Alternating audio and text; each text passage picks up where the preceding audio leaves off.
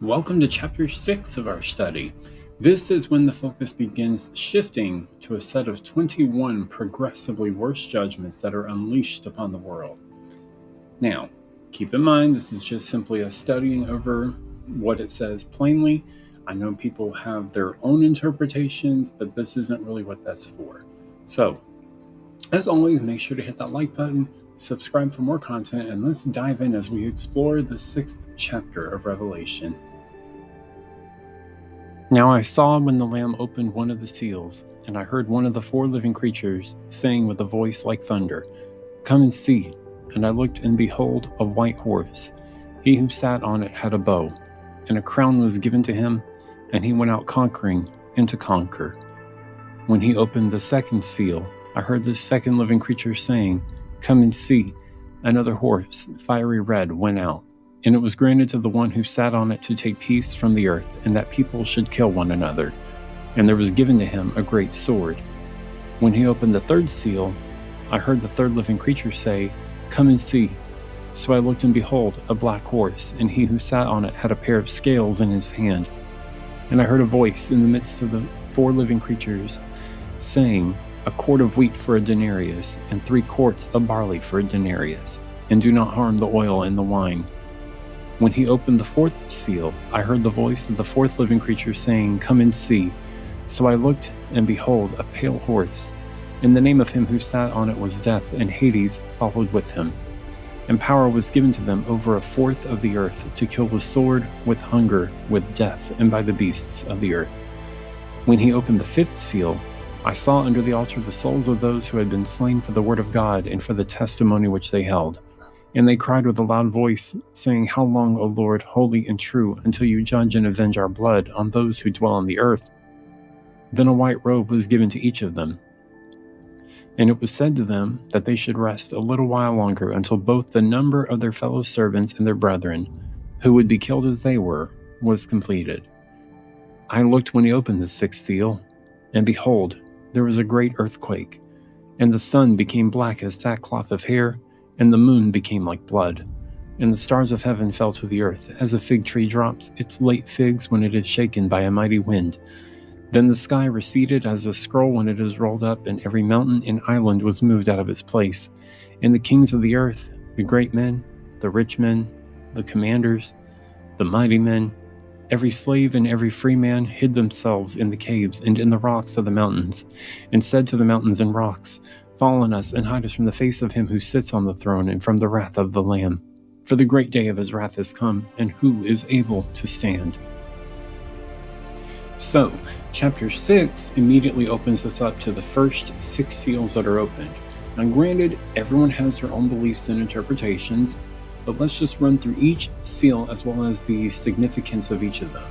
Keep in mind, at this point the letters to the churches have already been written.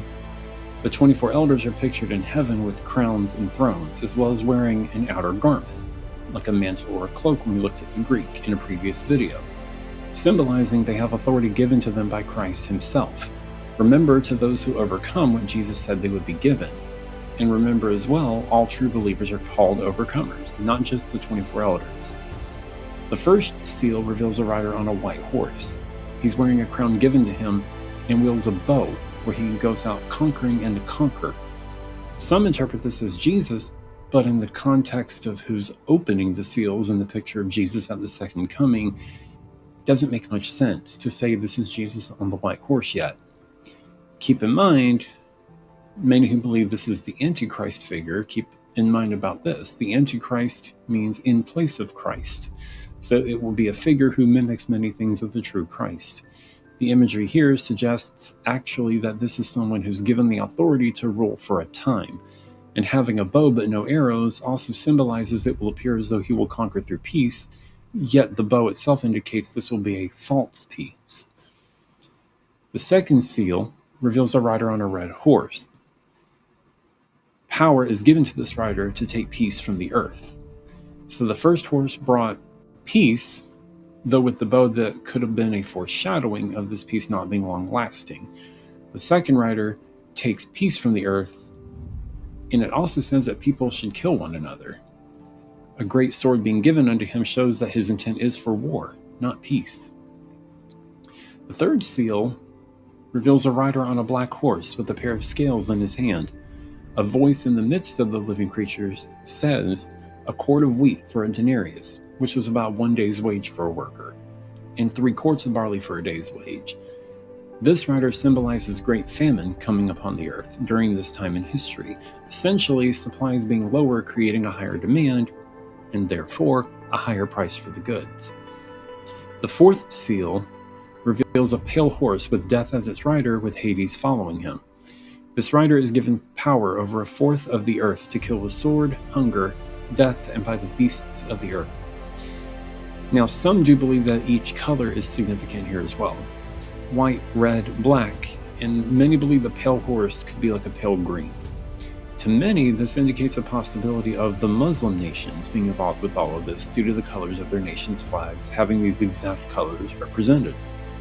Now, we can't say for sure, but it's a very interesting observation to take note of and consider when it comes to prophecy. When the fifth seal is open, we see souls under the altar who were slain for the word of God and the testimony they held. These individuals are those who were a part of this time in history and are told to rest a little while longer until the number of their fellow servants and brethren who would be killed in the same manner was completed. In a previous video, we discussed the meaning of the garments given unto the 24 elders. In many English translations, the word robe is used in both instances. For the 24 elders, though, the Greek word was himatsion, meaning an outer garment like a mantle or a cloak. For this particular group, though, the Greek translation is stole, which can actually translate to something like a long-fitting gown. Upon the opening of the sixth seal, we see quite the picture here. The sun becoming black as sackcloth of hair, the moon becoming like blood, the stars of heaven falling to the earth, the sky receding like a scroll, and every mountain and island being moved out of its place. The kings of the earth, the great men, the commanders, the rich men, mighty men, everybody.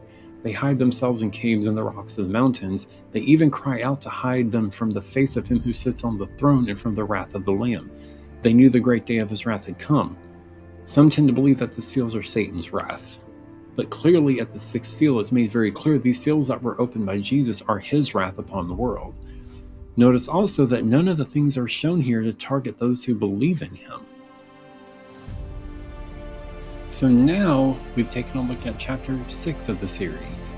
Stay tuned for next week as we explore chapter 7 of Revelation. If you haven't, make sure to hit that like button and subscribe. And of course, now that we've reached the end of this video, make sure to click on that playlist to go through the previous 5 chapters in this study. Once again, I'm Joby, and I will see you all next time.